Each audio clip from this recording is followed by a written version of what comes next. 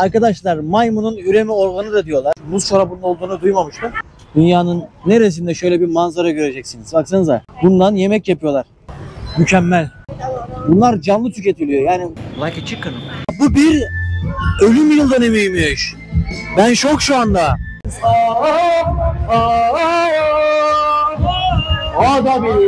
Vietnam mutfağına giriş. Hepinize yeni bir videodan selamlar. Dün bu sokaklarda böyle gezerken bir baktım ki o kadar çeşitli, o kadar renkli yemekler var ki dedim ki Melih, bu ayrı bir konu. Bugün sadece çık, bugün Vietnam'ın mutfağını keşfet. Bak bakalım Vietnam'da ne yeniyor. Biraz araştırdım, biraz okudum, biraz izledim derken dedim bu videoyu kesinlikle çekmeliyim. Bugün gerçekten çok farklı şeyler göreceğiz, çok farklı şeyler tadacağız. Melih bunu da satmayı ver diyebilirsiniz ama yapacak bir şey yok. Biz gezginler deneyim adı altında biliyorsunuz ki çoğu şeyi deniyoruz. Tabii ki belli bir limitimiz, sınırımız var. Öyle ilginç bir yere gideceğim ki yok artık diyeceksiniz. Yani denemeyi düşünmüyorum. Sürpriz olsun. O yüzden kanala abone olursanız onu da kaçırmamış olursunuz. Şimdi dün burada bu sokaklarda gezerken ileride bir pazar gördüm. Şimdi o pazara gideceğiz zaten. Ama o pazar hakkında biraz daha bilgi sahibi olduğum için şimdi biraz daha iyi bir şekilde sunabileceğimi düşünüyorum. Bunun yanında Vietnam'a gelip poh denememek olmaz. Poh buranın, nasıl diyeyim size, milli yemeği artık. Her adım bize ilginç geliyor ya. Genelde bir şey paylaştığım zaman böyle insanlar iğrenç tarzında şeyler söylüyor ama ya bu şeyler onlara göre normal. Yani orada kimse kimseyi köpek yiyor diye ayıplamıyor. Ama bizim coğrafyamızda böyle değil tabii ki. Onların yedikleri bize çok anormal geliyor. Acaba diyorum bizim yediklerimiz de onlara anormal geliyor mu? Sormak lazım. Gerçi Türkiye'yi de bilmiyorlar ki kardeşim. Türkiye hakkında çok az bilgileri var ya.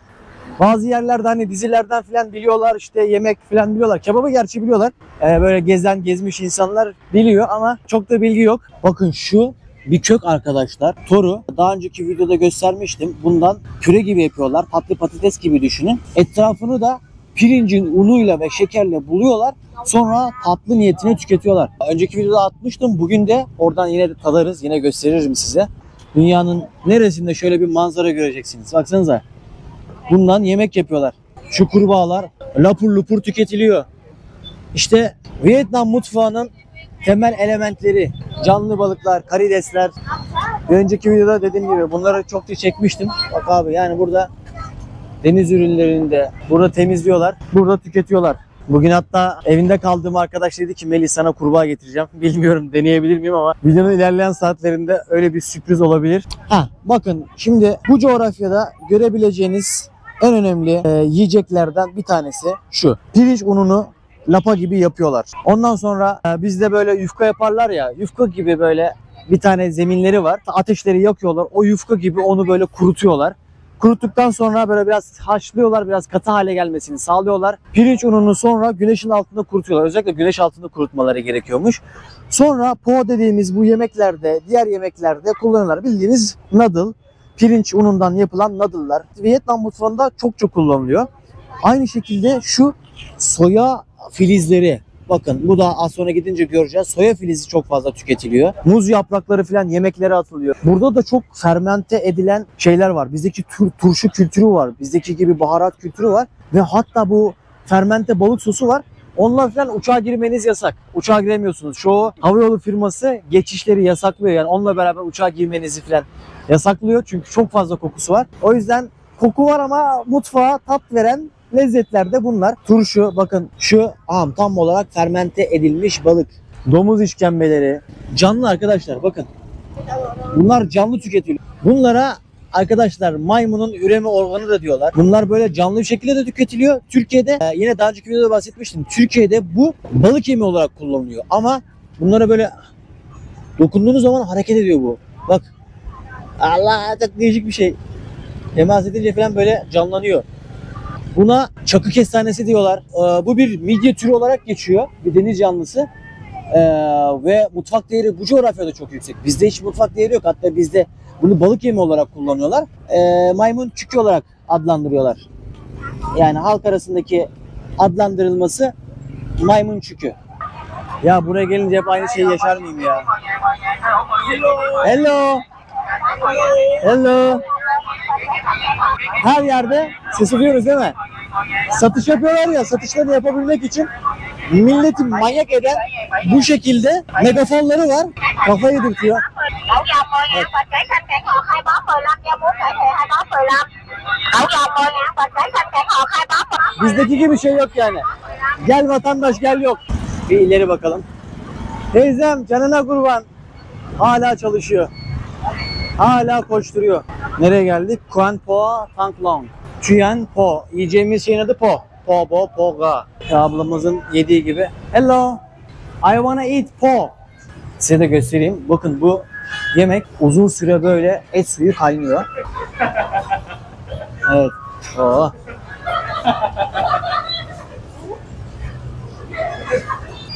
Hazırlanışını da size göstereyim. Ben tavuklu aldım. Burada gramaj usulü tartılıyor. I'm from Turkey. Genelde nane ve kekik katılıyor. Çok uzun soluklu bu şekilde kaynıyor. Bu da et suyu. Bu şekilde hazır. Bizdeki tavuk suyu gibi düşünebilirsiniz arkadaşlar.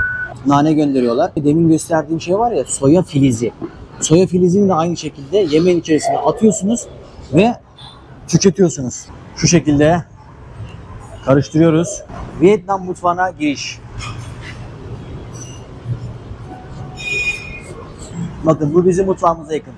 Ve po'yu genelde Vietnamlılar sabah erken saatte tüketiyor.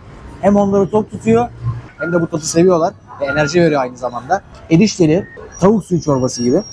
Tabii ki bu kattıkları yeşilliklerle beraber daha farklı bir aroması da var, tatlı yani karakteristik bir aroması da var.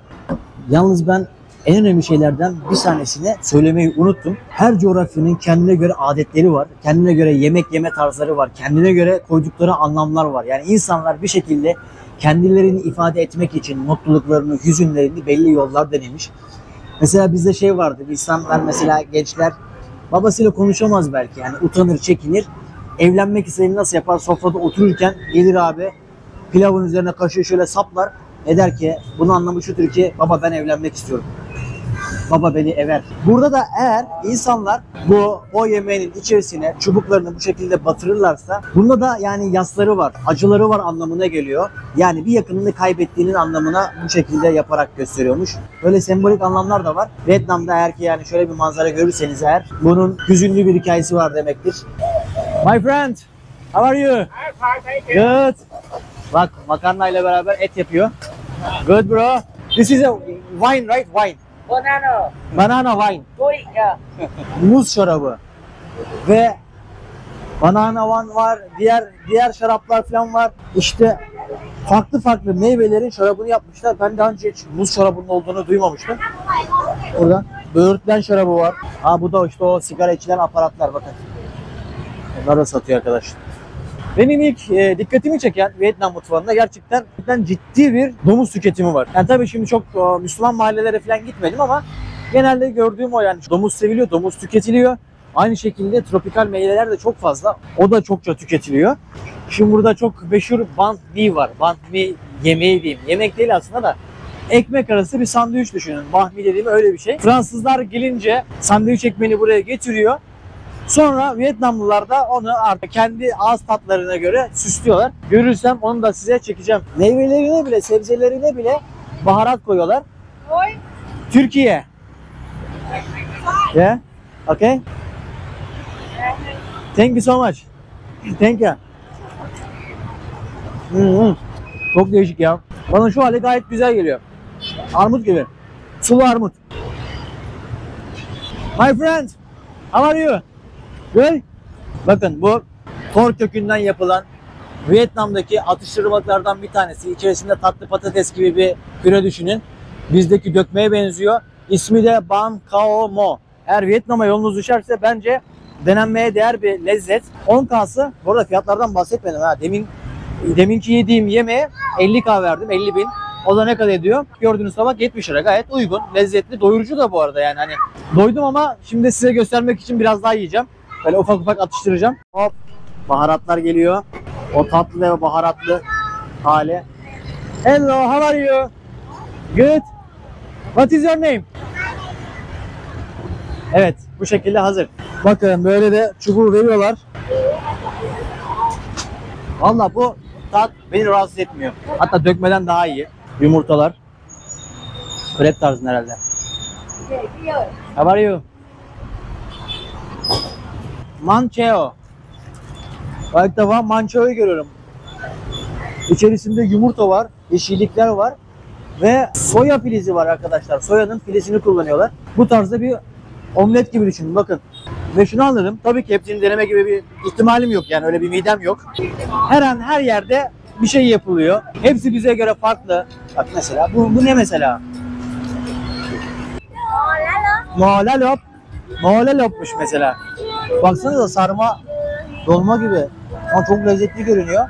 Dışarıdayken size göstereyim. Şimdi burada bahsettiğim sütlü çay var ya. Arkadaşlar onların içine bu tarzda şeyler koyuyorlar. Bu size ne diyeyim ya, jelibon gibi tadı var. Jelibon gibi böyle tatlar var.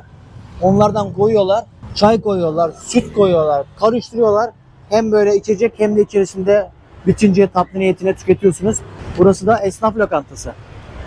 Balık yemekleri, domuz sosisi, patates, tatlı patates, balık, tavuk. Şampiyonlar Ligi gibi ya.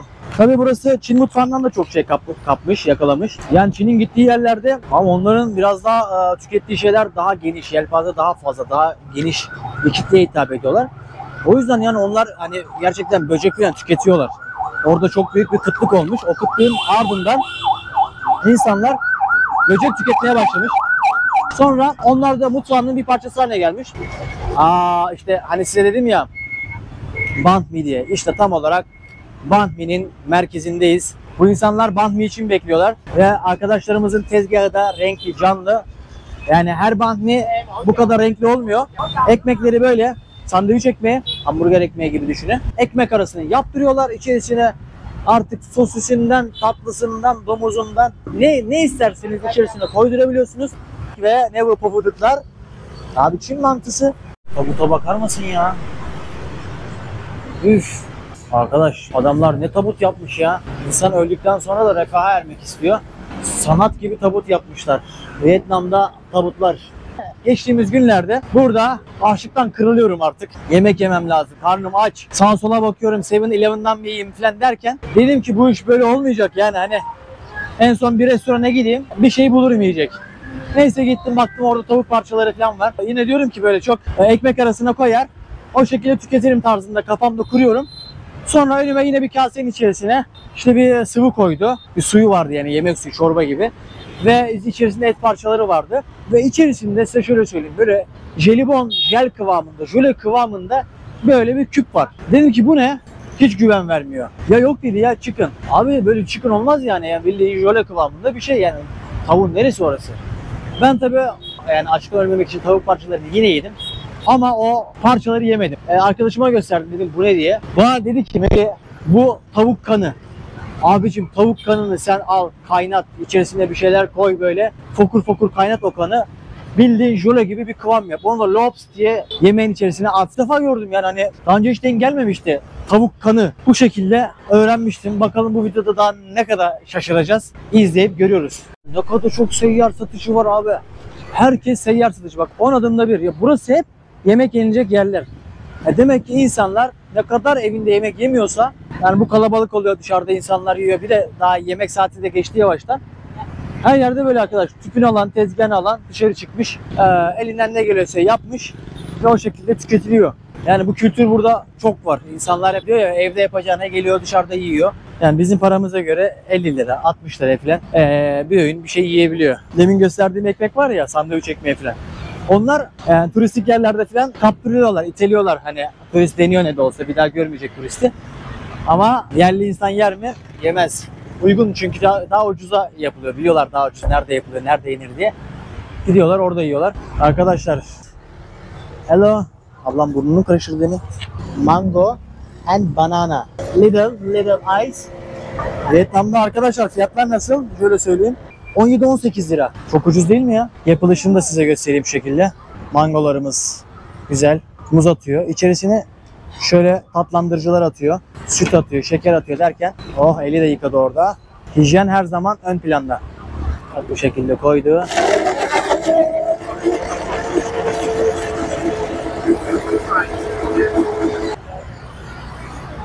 Mükemmel. Gerçekten mango ve muz. İçerisine de kattıkları o şerbetlerle beraber ayrı bir güzel oluyor. Türkiye'deyken bunu deneyin arkadaşlar.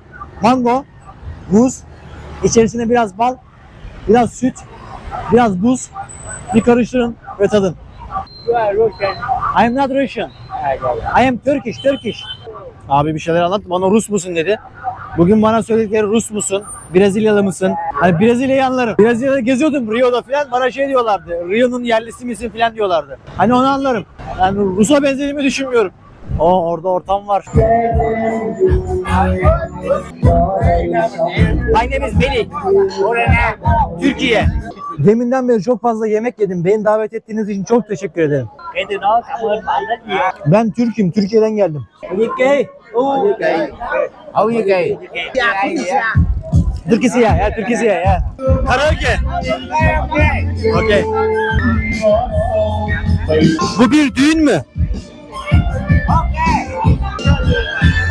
Bu bir ölüm yıl dönümüymüş. Ben şok şu anda. Kim öldü peki? Sevdiğiniz biri miydi bu kadar kutlama onun için mi?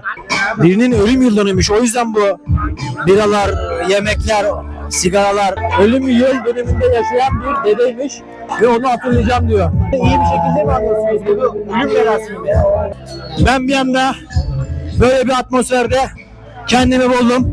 Burada bir ölüm yıl dönümü ve ben adapte oldum. Wait. Dur ben de şu kolamı kaldırayım. Haydi.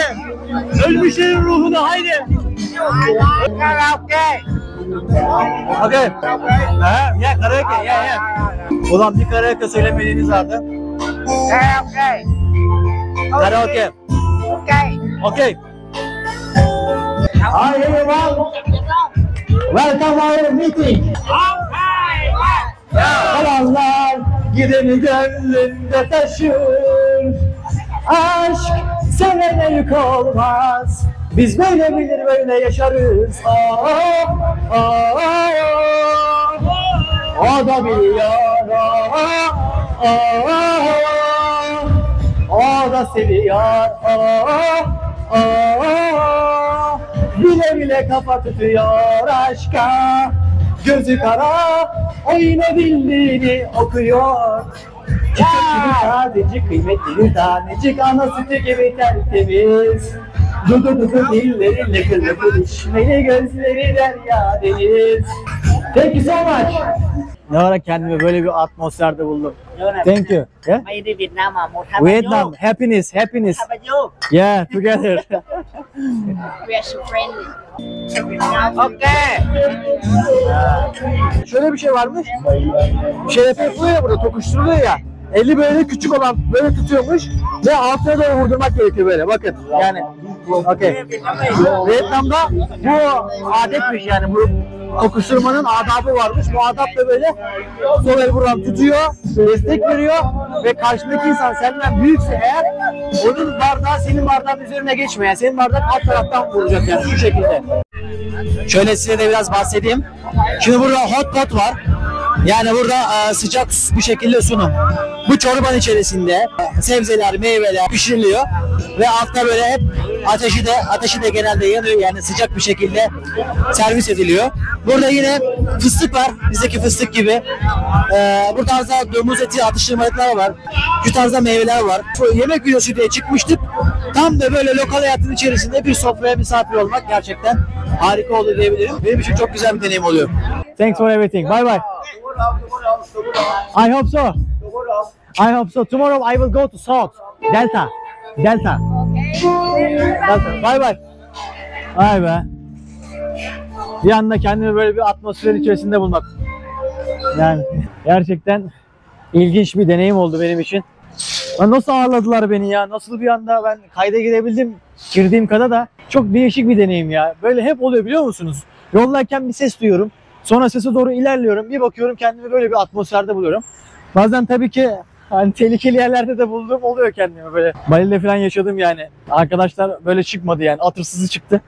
Araya almaya çalıştılar beni. Bak teyzeme bak. Kaç yaşında maşallah bisikletle gidiyor geziyor. Şimdi arkadaş buluştuk. Arkadaşlar lezzet turumuz devam ediyor. Şimdi düryan ve şeker kamışlı düryan deneyeceğim. İlk defa deneyeceğim. Şu anda burası pöfür pöfür düryan kokuyor. Burada da düryanlar var arkadaşlar. Üf. Thank you so much. Thank you. I'm full. Yeah, yeah. Tamam. Evet. Bro, welcome my channel. Thank you. Thank you. First time I will try durian. Şunun güzelliğine bakın ya. So cute, right? Böyle bir yere geldik. Bro, first time I will try. Hai con. Different, you know, completely different. So strong. It's really strong. Çok kuvvetli bir tat. So this is onion. Okay, The green onion. soğan.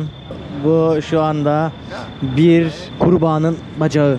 And usually they cook with ginger. Zencefille beraber pişiriliyor. So the ginger, you see? Okay, The evet. ginger Bu da to ginger. make your stomach is warm. Hayatımda ilk defa kurbağa deneyeceğim. Final böyle olmamalıydı.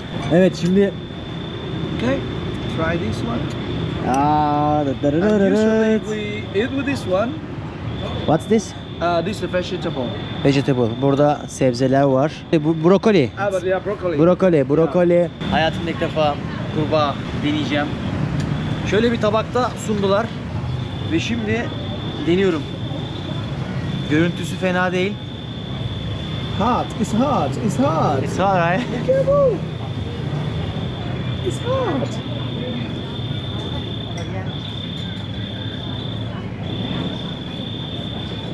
Like a chicken Yeah, I told you.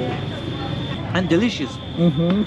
Birisi bana bunun kurbağa olduğunu söylemese gerçekten anlayamam. Arkadaş, ben kurbanın bu kadar lezzetli olduğunu bilsem daha önce yerdim ya. Baksana şuna. Really I like it. Gerçekten beğendim. Can I eat more? Yeah, sure. Böyle bir şey beklemiyordum. Sosuyla beraber, soğanıyla, o zencefiliyle beraber çok aromatik bir tat olmuş. Yanında da şöyle bir pirinç çorbası geliyor. Üzerinde susamı var. Bu şekilde içerisinde pirinç var. Bunu da onunla beraber tüketeceğiz. Tavuk ve et arasında bir sertliği var. Ve bu sosla beraber tavuktan daha çok sevdim. Açık konuşabilirim. Yumuşak, sert değil. İlle kemikli bir şekilde sunuyorlar. Bir de bunlar böyle çöpten toplanan falan değilmiş. Yani bunların yetiştirdikleri çiftlikler oluyormuş. Kurbağa çiftlikleri, o çiftliklerden de tüketiyorlar. Yani bugün pazarda çektiğimizler var ya, nasıl yiyorlar ya falan, bunları dedim. Böyle yiyorlarmış.